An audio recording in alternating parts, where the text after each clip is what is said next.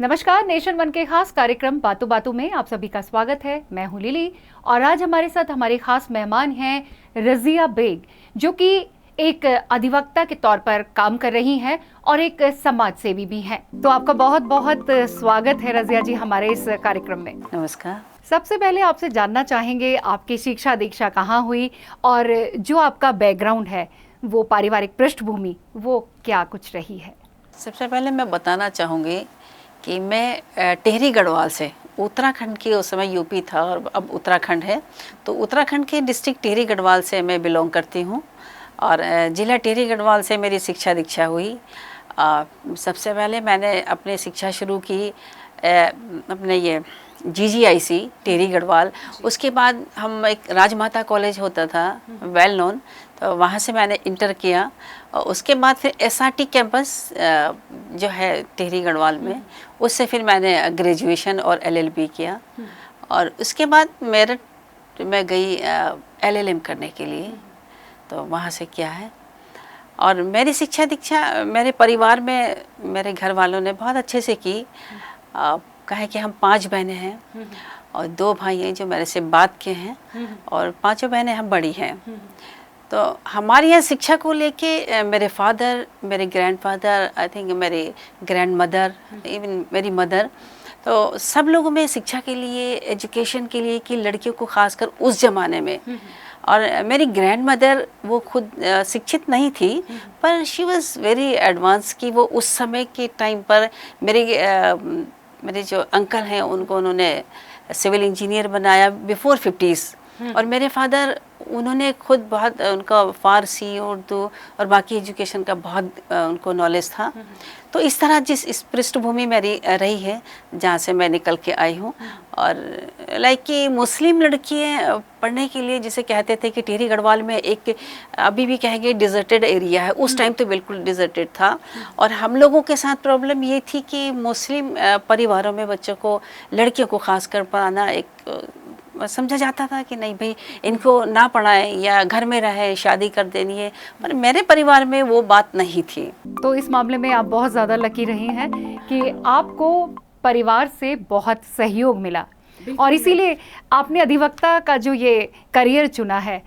उस वक्त आपने LLM किया और LLB किया, जो भी आपने अपनी शिक्षा की है, तो उस वक्त क्या आपके परिवार की तरफ से ये सब आपको बताया गया था कि आप एक अधिवक्ता बनो, या फिर वो आपकी चॉइस थी?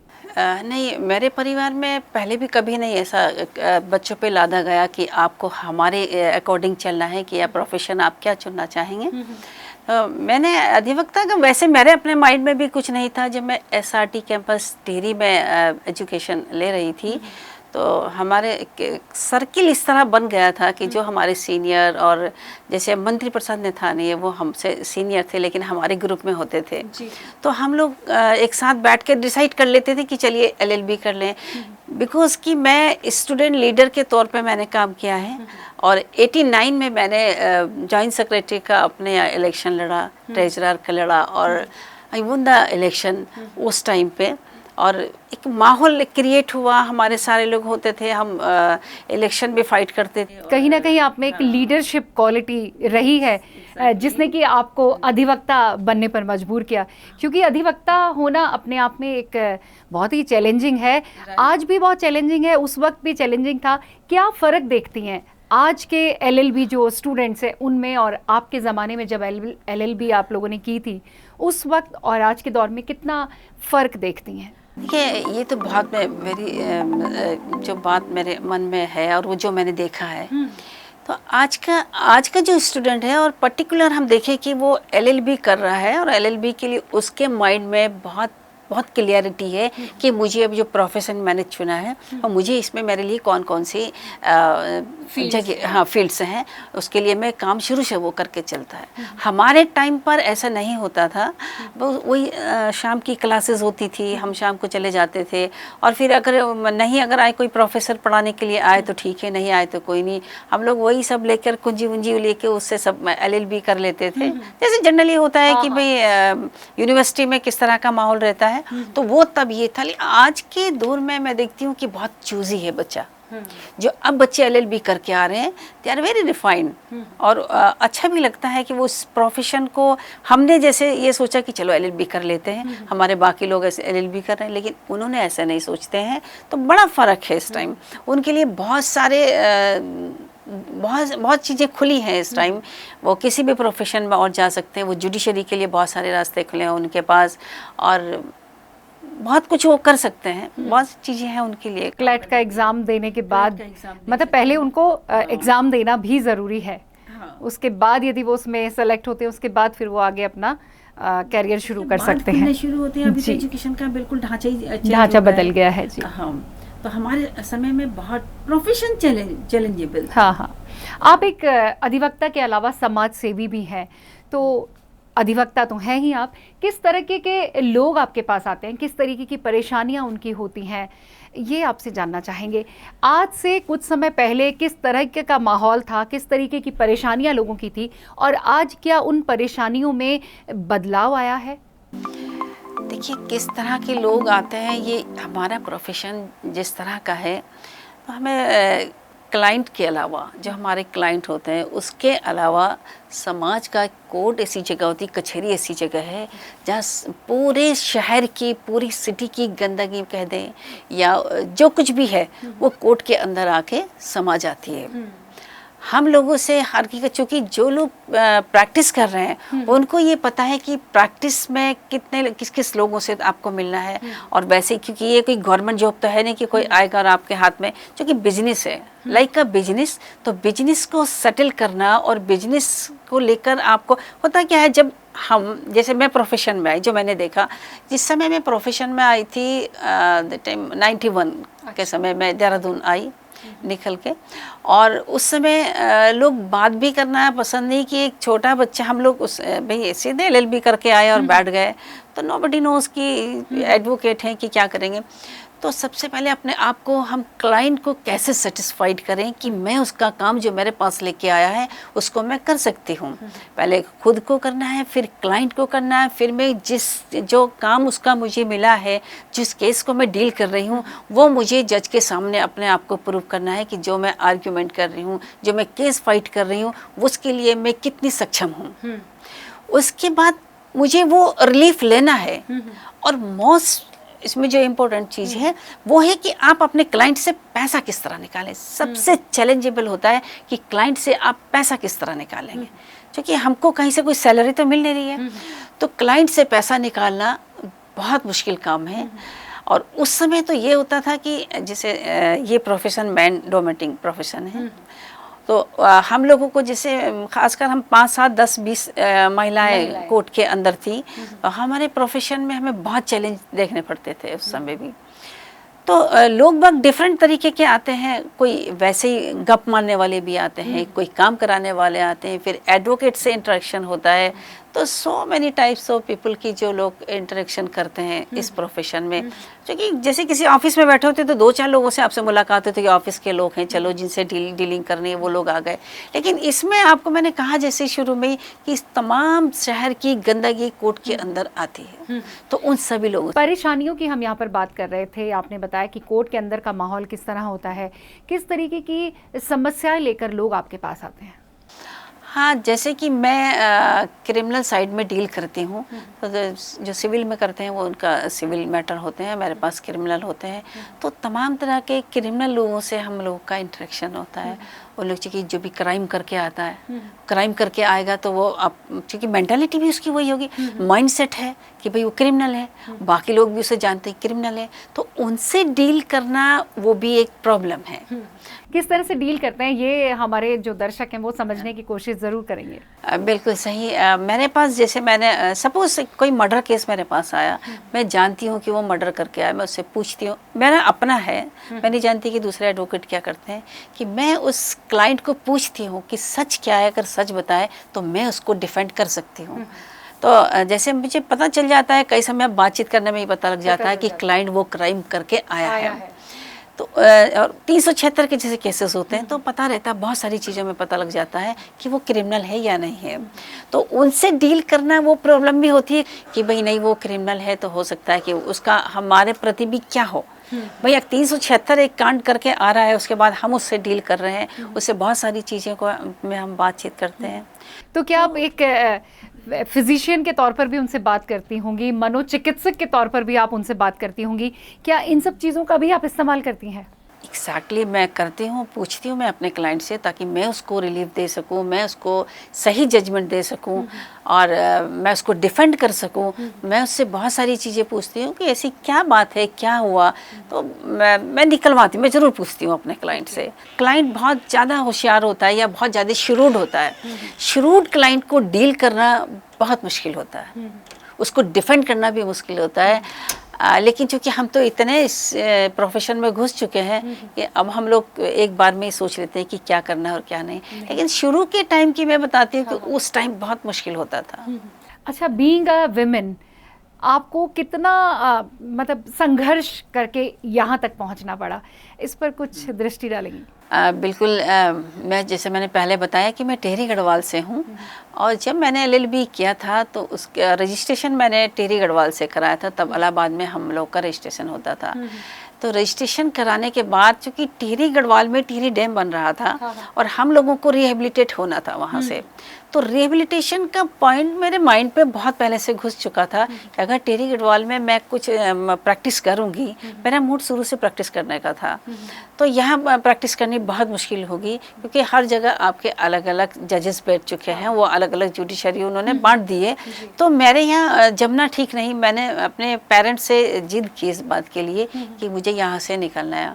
तो चूँकि कोई भी माँ बाप अपनी बच्ची को अपने से अलग नहीं करेगा, और मैं सबसे छोटी अपने परिवार में, तो मेरे पेरेंट्स राजी नहीं थे इस चीज़ के लिए, दोनों नहीं थे। मेरे फादर तो बिल्कुल नाराज़ थे कि हम नहीं भेजेंगे।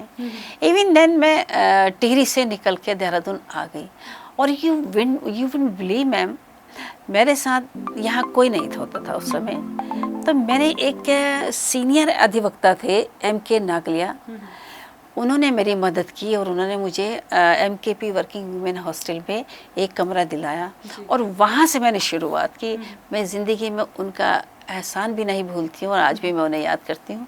तो वहाँ से शुरुआत हुई। 10-12 साल मेरे लिए बहुत स्ट्रगलिंग थे, जहाँ मेरा कोई नहीं है। इस प्रोफेशन में आपका कोई ना कोई कहीं हो जो आपको हेल्प कर सके, आपको क्लाइंटेज दिला सके, आपको फेम दिला सके, कुछ ना कुछ हो। वो टाइम मेरा बहुत क्रूशियल टाइम था, और वो टाइम पे मैं थैंक गॉड कि मुझे ऊपर वाले ने मदद की, हाँ रास्ता दिखाया। मेरे शुभचिंतक थे, मेरे जो लोग थे, उनकी दुआओं से मैं शायद यहाँ तक पहुँच गई। अदरवाइज उस लायक शायद मैं नहीं समझती कि हम थे भी, मगर बहुत कुछ मिला। मतलब आपका जो अनुभव रहा है, क्योंकि ऐसा बड़े बुजुर्ग कहते हैं कि अनुभव से जो इंसान को सीख मिलती है वो किसी किताब से नहीं मिलती, इस पर क्या कहें? अनुभव कैसे होता है कि देखिए, मैं वेरी फर्स्ट डे शुरुआत जब यहाँ की, तो मैं नहीं जानती थी कि देहरादून कोर्ट कहाँ पे है। और मैं पूछ कर तहसील से फिर आपको पता होगा रोडवेज के सामने ही होता था, इस तरह करके कचहरी के अंदर घुसी और लोगों से पूछा। मैंने देखा, मैं बिल्कुल अलोन थी, बहुत छोटी थी उस समय। तो मैं देख रही हूँ कि ये कचहरी कैसे होगा, यहाँ किस तरह से मैं प्रैक्टिस कर सकूँगी। पेरेंट्स उसके लिए हेल्प नहीं कर रहे हैं, और मेरे कोई रिलेटिव वो मेरे को हेल्प करने को तैयार नहीं। तो यहाँ किस तरह से मैं अपने आप को इस्टेब्लिश करूँगी, वो मेरे लिए सोचने वाला बात, बहुत बड़ी बात थी मेरे लिए। लेकिन पता नहीं मेरे हाँ कैसे कैसे एक्सपीरियंस आता गया, मैं बढ़ती गई। मैं आपके दर्शकों को और मेरे दर्शक जो बैठे हैं उनको एक बात ज़रूर कहना चाहूँगी, आज की डेट में भी और उस समय जो मैं सोचती थी कि अगर आप सच्चाई के रास्ते पे चल तो कभी भी आपको दिक्कत नहीं आ सकती। और तो आपका हाथ इस तरह नहीं होना चाहिए। हाँ। आपका इस तरह हो। लालच आदमी को मार देता है, छोटा लालच हमेशा के लिए ख़त्म कर देता है। छोटा लालच तो मुझे लगता है कि कोर्ट कचहरी में सबसे ज्यादा देखने को मिलता है। एग्जैक्टली है, माइंडसेट है लोगों का। लालच से कहाँ के कहाँ पहुँच गई, लालच इंसान को डुबो भी देता है। आपसे जानना चाहेंगे, महिलाओं के लिए जो कानून बने हैं, काफ़ी कड़े कानून अभी बन चुके हैं महिलाओं के लिए, लेकिन क्या महिलाओं को उस कानून से कुछ रिलीफ मिल रहा है या उनका दुरुपयोग किया जा रहा है? Very right ma'am. जो महिलाओं के लिए हमने देखा, जिस समय मैं प्रैक्टिस में आई थी तो 498 है, उस समय बहुत चलन में था। हर तीसरे घर में 498 का वो कोई मुकदमा हो जाता था। जितने फीमेल रिलेटेड जो लॉज बने हैं, मुझे ऐसा लगता है कि वो लॉ से हम लोगों के घर ज़्यादा टूटे हैं बसने की बजाय। क्या कारण है उसके? कारण क्या होता है कि जब हमें सुविधाएं मिल जाती हैं, जैसे हम किसी बच्चे को घर में कहते हैं कि बहुत सारी सुविधाएं मिल गई हैं, इसलिए बच्चा उदंडी हो गया है। तो मुझे ऐसे लग रहा है कि हम लोग उदंडी हो गए हैं, हमें ज़्यादा रिलीफ मिलने शुरू हो गए हैं, हमें ज़्यादा सुविधाएं मिलनी शुरू हो गई हैं, तो हम उदंडी भी हो गए हैं। आपने देखिए 498A में सुप्रीम कोर्ट को दखलंदाजी करनी पड़ी। वहाँ सुप्रीम कोर्ट उन्होंने पास किया इसको कि आप उसे डायरेक्ट ना जेल भेजेंगे और ना ही उसको गिरफ्तारी उसकी होगी। आप उसमें काउंसलिंग, उन्होंने एक सिस्टम बना दिया कि काउंसलिंग होगी। तो क्यों हुई? सुप्रीम कोर्ट को क्यों इंटरप्ट करना पड़ा उसमें? इट मीन्स कि कहीं ना कहीं वो हो रहा था गलत और हुआ है। आप डीवी एक्ट देखें, डीवी एक्ट 2005 में बना, वो किस लिए बना था? अब आज सारे अंबार केसेस के लग गए। क्या ऐसा है कि हर घर में डीवी एक्ट जैसी घटनाएं हो रही हैं? और मैं इस बात को कहने से मुझे बिल्कुल भी गुरेज नहीं कि जो इस तरह के केसेस आते हैं उसमें बहुत सारे फर्जी केसेस होते हैं, फॉल्स केसेस होते हैं, और जिन लोगों के साथ वाकई जो घटनाएं घटती हैं वो कभी बाहर निकल के नहीं आती हैं, कभी नहीं आती हैं। तो ये कौन सी महिलाएं हैं जो इस जो भी कानून बना है महिलाओं के लिए उसका फ़ायदा उठा रही हैं? देखिए, होता क्या है कि परिस्थितियों के अकॉर्डिंग आदमी अपने आप को ढालना शुरू करता है। आज की महिला ये सोचती है कि मेरी शादी हुई है और 2 दिन उसको शादी के बाद मुझे छोटी सी बात भी वो बर्दाश्त करने के लिए तैयार नहीं है। क्या परिवार इसलिए बसाए जाते हैं कि हमें कोर्ट कचहरी का मुंह देखना पड़े? शायद ऐसा नहीं है। उन महिलाओं को अपने आप में ये सोचना चाहिए, और जो महिला बर्दाश्त इतना भी नहीं, पहले की हमारी मदर भी थी, हमारी सिस्टर भी थी, वो लोग बर्दाश्त करती थी और परिवार आज तक चल रहे हैं। फिर क्या हो गया ऐसा कि इन कुछ सालों के अंदर, थोड़े साल हो गए, 10-1 साल से आप देखिए, 10-20 से 90 के बाद मैं कहना ठीक समझूंगी कि 90 के बाद से हम तुरंत घर से बाहर निकल गई हैं। ऐसा कुछ तो नहीं हुआ होगा जुल्म। और आप देखिए कि पहले भी होता था, वो चीज़ें एक्सपोज नहीं एक्सपोज नहीं। महिलाएं कम निकलती थी बाहर अपनी परेशानी को, मतलब उत्पीड़न जो उनका होता था वो बाहर तक नहीं आता था, परिवार के अंदर रहता था। कहीं ना कहीं महिलाओं के लिए वो अच्छा भी है, लेकिन जिस तरीके के केसेस अब आ रहे हैं कि जो पुरुष है वो कहीं ना कहीं प्रताड़ित है, इस पर आपका क्या कहना है? बिल्कुल सही कहा आपने। हमारे यहाँ तो बल्कि कोर्ट में कुछ लोग इस बात की तैयारी पे होते हैं कि भाई चलो हम एक पुरुष के नाम पे एक संस्था बना दे, पुरुष उत्पीड़न सोसाइटी करके बना दे। तो इट मीन्स कि कहीं उत्पीड़न हो रहा है। जिस तरह से महिलाओं का उत्पीड़न हुआ करता था, आज पुरुष का होने लगा है। लेकिन आज भी महिलाओं का उत्पीड़न हो रहा है, ऐसा नहीं है कि आज महिलाओं का उत्पीड़न नहीं हो रहा है। दहेज उत्पीड़न हो रहा है, विवाह टूट रहे हैं लोगों के। क्या इन सब का कारण जो हमारे कानून बने हैं उनको लेकर के और जिस तरीके के रिपोर्ट्स बाहर आती हैं उसके बाद कहीं ना कहीं इंसान में डर खत्म हो गया है इन सब कानूनों को लेकर, क्योंकि कार्रवाई के नाम पर कुछ भी नहीं होता? नहीं, कार्रवाई भी होती है। मैं आपको बताऊं, एक्चुअल में होती है, कार्रवाई भी होती है। जैसे आप 498 है, ये डीवी एक्ट है। हमारा इतना बड़ा सेटअप नहीं है। हमारे, अगर मैं स्टेट गवर्नमेंट की बात करूं तो इतना बड़ा सेटअप नहीं है कि जो डोमेस्टिक वायलेंस में है कि आप विदिन 3 डेज आप उसकी रिपोर्ट दाखिल कर देंगे, लेकिन महीनों भी उसकी रिपोर्ट नहीं आती। कई बार ऐसा देखने को मिला है कि लोग जाते हैं, पुलिस कोतवाली तक जाते हैं अपनी रिपोर्ट लिखवाने के लिए, लेकिन उनकी रिपोर्ट नहीं दर्ज की जाती। हम कई ऐसी खबरें चलाते हैं जिनमें महिला उत्पीड़ित है, उसका केस भी दर्ज नहीं किया जा रहा है पुलिस द्वारा। तो ये सब क्या है? देखिए ma'am, case to case differ करता है चीज़ें। हर केस का अपना एक नेचर होता है। अब जिस तरह से हमारे यहाँ अगर फीमेल रिलेटेड केसेस की हम बात करें तो उन केसेस में अभी सुप्रीम कोर्ट के ऑर्डर से कई सारी समितियाँ बन गई हैं, महिला हेल्पलाइन बन गई है, महिला कल्याण समिति बन गई है। उसके बाद भी कई जगह से टेस्टिंग होके आता है, फिर उसमें मुकदमा कायम होता है और सुप्रीम कोर्ट बोलता है कि आप इसे डायरेक्ट एकदम उसको गिरफ्तार नहीं करेंगे। तो उसके पीछे क्या वजह रही है? अब लाइक डोमेस्टिक वायलेंस है, अगर उसके अंदर कोई लड़की अपना मुकदमा दायर करवाती है तो उसको कई दिन उसके, चूँकि उसमें बहुत सारे रिलीफ है, मॉनिटरी रिलीफ से लेके उसके शेल्टर से लेके और बहुत सारे रिलीफ से हैं।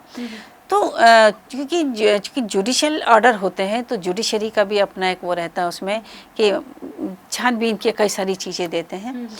तो महिलाओं की अगर इस बारे में बात करूं कि उनके साथ अत्याचार है, इसमें कोई दो राय नहीं है कि जो लोग, जिन महिलाओं के साथ वाकई अत्याचार हो रहे हैं उन महिलाओं को कहीं से रिलीफ नहीं मिल पाता है।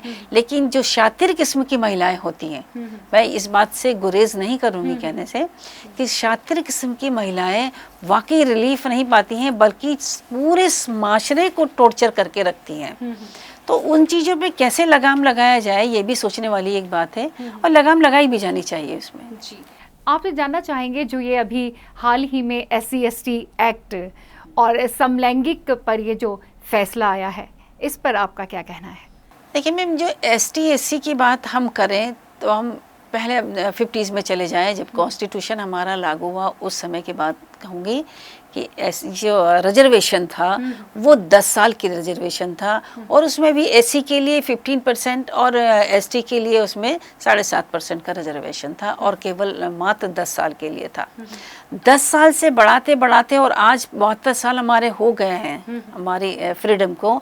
उसके बाद भी हम इतना सब करते, मंडल आयोग से लेके और आज सुप्रीम कोर्ट से लेके और तमाम पार्लियामेंट इस बात में लगी हुई है कि आरक्षण, और हर स्टेट में अपने डिफरेंट तरीके से उन लोगों ने आरक्षण को लागू किया है। लेकिन मेरा अपना पर्सनल मेरा ये व्यू है कि आरक्षण को ख़त्म कर दिया जाना चाहिए। राइट ऑफ इक्वालिटी की हम बात करते हैं। राइट ऑफ इक्वालिटी की हम बात करते हैं और जो कॉन्स्टिट्यूशन के जितने भी और हमारे फेवर में जो लॉज हैं उनका वायलेशन भी होता है उनसे। तो मैं अपना पर्सनल व्यू दे रही हूँ कि वाकई आरक्षण को बिल्कुल ख़त्म कर दिया जाना चाहिए, क्योंकि अगर हम इसको ख़त्म नहीं करेंगे तो नासूर बनेगा और हमारे देश की क्रीम मारी जाएगी। देश को वो अधिकारी, वो लोग नहीं मिलेंगे जिसे कि मिलना चाहिए। क्योंकि जो हमारे आज की युवा पीढ़ी है वही हमारे देश का आने वाला भविष्य है। और यदि हमारा भविष्य ही SC/ST एक्ट के बीच फंस जाएगा तो आगे हम अपने देश को कुछ भी नहीं दे पाएंगे। तो ये देखा है कि जो इतने इंटेलिजेंट एक्सीलेंट होते हैं बच्चे, वो बच्चे कहीं नहीं दिखाई देते, वो खत्म हो जाते हैं। उससे क्या होता है कि उनके अंदर नेगेटिविटी आती है और की भावना आ जाती है और वो बच्चे कुछ नहीं कर पाते हैं। तो ऐसे ये भी क्या अभी जो हुआ है, जो सुप्रीम कोर्ट ने ऑर्डर किया है, हमें कहना चाहिए और हर नागरिक को देश के कहना चाहिए, ऐसी चीज़ें लाके इस तरह के ऑर्डर जो होते हैं समाज में तो आप लेके आओगे तो बाकी क्रीमी लेयर की आप बात कर रहे हैं, आप कहाँ लेके जा रहे हो देश को? आप किसके बारे में बात कर रहे हो? वो बच्चे आप एक मेजॉरिटी और आप माइनॉरिटी की बात करके लेके आए उसमें, बाकी अगर दूसरे मसलों में भी आप उसको लागू करेंगे, आप नहीं करेंगे उन मसले में, आपने फिर इसी में क्यों रखा इसको? गलत चीज़ें हैं ये आपका मत है। और अब आपसे हम जानना चाहेंगे लैंगिकता के बारे में जी अपना व्यू जरूर दूंगी। जरूर। अब आज जो सुप्रीम कोर्ट ने ये मत अपना दिया है कि नहीं, ये उनको हमें मेजॉरिटी के उस पे है, माइनॉरिटी के उस पे है, तो उनके अधिकारों का हनन नहीं होना चाहिए। तो किसके अधिकारों की बात कर रहे हैं आप? ये देश इंडिया जिसकी हम बात कर रहे हैं, जिसमें हम रह रहे हैं, ये वो कंट्री है जिसका इतना रिच कल्चर होता था, जिसके बारे में हम लोग इसे सोने की चिड़िया भी साथ साथ कहते हैं। उसका मकसद सिर्फ पैसे से नहीं था, अब वो कल्चर वाइज भी सोने और हमारी सभ्यता और हमारी संस्कृति, अब उसकी बात कर रहे थे। अब हम पश्चिम की ओर जा रहे हैं और हम पश्चिम की ओर, पश्चिम हमारी ओर आ रहे हैं। पाश्चात्य सभ्यता हम अडॉप्ट कर रहे हैं और वो हमारी सभ्यता को अडॉप्ट कर रहे हैं। तो कहीं ना कहीं कुछ तो खामियां हैं उसमें जो हमारी सभ्यता को अडॉप्ट करने के लिए वो आए हैं। ये मैं इस फैसले से बिल्कुल इत्तेफाक नहीं करती हूँ। अब ठीक है, आपको राइट है, आप अपनी ज़िंदगी जी रहे हैं, लेकिन उसको लीगलाइज करने का क्या क्या रीज़न था? आपने किस वजह से उस बात को इतना बतंगड़ बना दिया कि आपने लीगलाइज करने की बात कह दी? ठीक है, किसी के रिलेशन किसी के साथ हैं, आप दे दें उसको, वो रिलेशन चले, वो करें, ठीक है। उसको इतनी बड़ी 377 के बारे में आप बात कर रहे हैं, 377 का आपने इतना बवंडर मचा दिया। आपने 370 के लिए वो कहते हैं कि वो माइनॉरिटी का एक व्यू है कि आप उसको आना चाहिए था। माइनॉरिटी की व्यू को हम सप्रेस नहीं कर सकते हैं, तो आप सप्रेस नहीं कर सकते हैं, पर आप बाकी व्यूज को भी तो सप्रेस नहीं कर सकते हैं। जी जी। और ये तुम्हारा क्या हर जगह चलेगा? अब आपसे जानना चाहेंगे महिला हेल्पलाइन के बारे में। महिला हेल्पलाइन क्योंकि आपके पेशे से जुड़ा हुआ है, तो आपसे जानना चाहेंगे महिला हेल्पलाइन की स्थिति के बारे में कि किस तरीके से महिला हेल्पलाइन और महिला आयोग काम कर रही है। बिल्कुल मैम, जो महिला हेल्पलाइन है वो सुप्रीम कोर्ट के ऑर्डर से बना था कि आप किसी को डायरेक्ट नहीं, इन फीमेल केसेस में डायरेक्ट उन पे मुकदमे नहीं करेंगे, तो महिला हेल्पलाइन बनाया कि आप अपनी एप्लीकेशन वहाँ दीजिए, वहाँ उसको अब दोनों बुलाएंगे, काउंसलिंग करेंगे, काउंसलिंग सिस्टम। उसके बाद अब जो देखने में आ रहा है, अब और तभी देखने में जब आया था ये बनी थी महिला हेल्पलाइन, तो मैम वहाँ इतना टॉर्चर किया जाता है।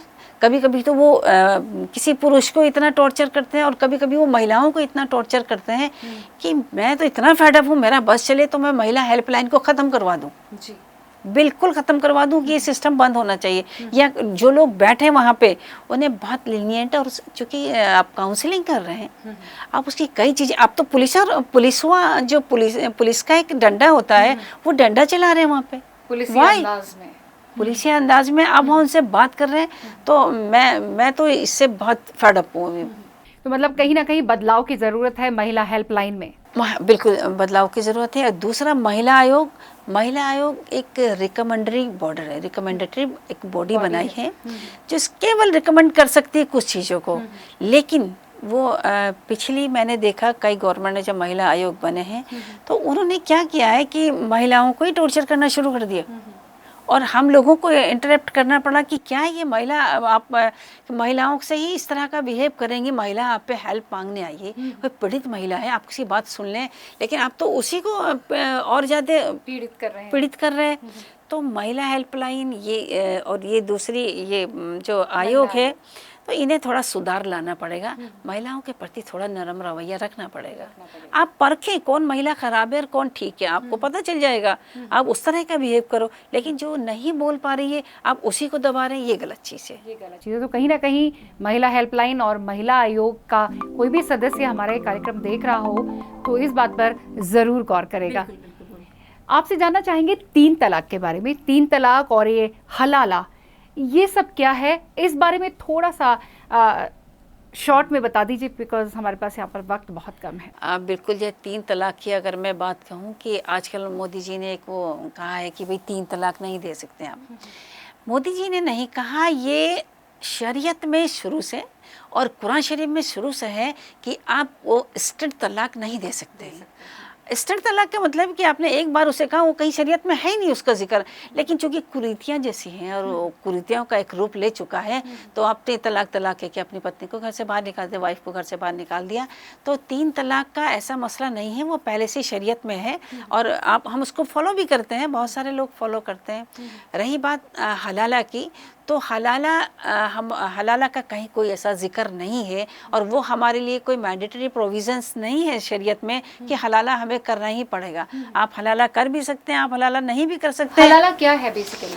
हलाला मैम जो ऐसे मानते हैं उसमें कि एक वाइफ जिसे तलाक दे दिया उसके पति ने, और उसके पति के तलाक देने के बाद वो फिर उस पत्नी को रखना चाहता है, तो प्रोविज़न ये कि जैसे कहते हैं so called provision, I can't say कि ये प्रोविज़न है, तो वो पहले दूसरे से उसका निकाह कराए किसी से, वो फिर मैरिज कंज्यूम करे, फिर उनका डिवोर्स हो और फिर वो इद्दत का पीरियड पूरा करे और उसके बाद वो फिर उससे जो उसका फॉर्मर जो हस्बैंड था उससे शादी, उसके तो कहीं ना कहीं ये सब प्रोसेसिंग ना हो, काउंसलिंग हो जाए और जो उनकी वाइफ है, उनके आपस के जो रिश्ते हैं, आपसी संबंध है, वैवाहिक संबंध, वो किसी तरह से बाहर ना जाए, घर के अंदर ही सुलह हो जाए तो ज़्यादा बेहतर रहेगा। लेकिन हलाला जो इतना बवंडर हलाला पे मच रहा है, कहीं कोई हलाला के लिए कोई ज़रूरी नहीं है, हमारे लिए कोई फ़र्ज़ नहीं है कि हम हलाला करें, लेकिन कुछ लोगों ने इसका बवंडर मचाया हुआ कि तलाक का,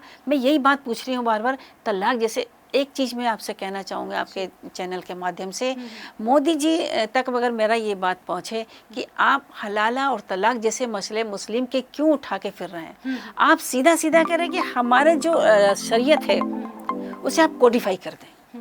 हिंदू लॉ कोडिफाई है, क्रिश्चियन लॉ कोडिफाई है, तो आप मुस्लिम लॉ को कोडिफाई कर दें। कोई ज़रूरत नहीं पड़ेगी कि हमें छोटे छोटे सबूके उठा के और तमाम पूरी कंट्री में उसका बवंडर मचाने की। तो क्या आपको नहीं लगता कि ये चुनावी स्टंट भी हो सकता है? एग्जैक्टली, वेरी राइट कि वो चुनावी स्टंट है, क्योंकि जब हमने ये बात छेड़ी कि अगर हम किसी तरह से दारुल क़ज़ा में जाएं अपने मसलों को लेके, हमारे लिए अदालतें नहीं हैं, अगर हम दारुल क़ज़ा में जाते हैं तो आप कहते ये खा पंचायत है, फिर हम कहाँ जाएं? कोई अदालत हमारे लिए नहीं बनाई है आज तक तुमने, तो तुम हमको साफ साफ करें ना कि एक कोडिफाई लॉ कर दें हमारा वहाँ, लेकिन कोई भी गवर्नमेंट उस तक नहीं पहुँचेगी क्योंकि वो लोगों को झेलना बहुत मुश्किल है। तो अगर कोडिफाई कर दें तो हम एक हमारे यहाँ जब मैं चेयरमैन थी अपने बार काउंसिल में, तो उस समय भी हमने कई चीज़ें उठाई थी, क्योंकि मैं उस समय वक्फ बोर्ड में थी और वक्फ बोर्ड के माध्यम से मैंने इन चीज़ों को कहा था कि आप उस समय भी मैंने बहुत सारी चीज़ें दी थी कि हमारे लॉज को कोडिफाई किया जाए, और अगर लॉ कोडिफाई हो जाते तो हमें बहुत चीज़ें मिल जाएंगी।